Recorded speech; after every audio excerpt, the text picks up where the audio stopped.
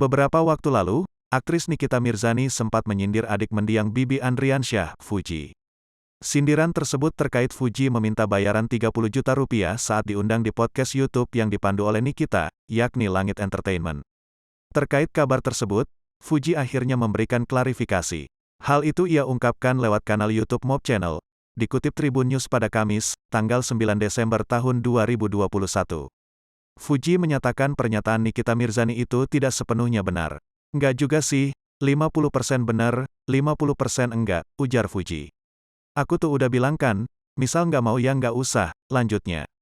Dijelaskan, tawaran itu diterima saat Fuji tengah menggelar acara 7 harian mendiang Vanessa Angel dan Bibi. Dalam momen itu, Fuji mengatakan suasana hatinya sedang sensitif. Sehingga ia merasa sedikit kesal dengan adanya tawaran wawancara tersebut. Dia nanyanya juga pas lagi 7 harian jadi kayak agak sensi juga. Lebih tepatnya aku bete, pun ia mengungkapkan dalam program Bisik-Bisik Tetangga. Ia tidak mematok bayaran sampai 30 juta rupiah. Di sini aku juga nggak nyampai segitu kan, celetuknya. Dijelaskan Fuji, ia menerima undangan tawaran melalui pesan WhatsApp. Ia pun mengaku sempat ditelepon hingga membuatnya merasa terganggu.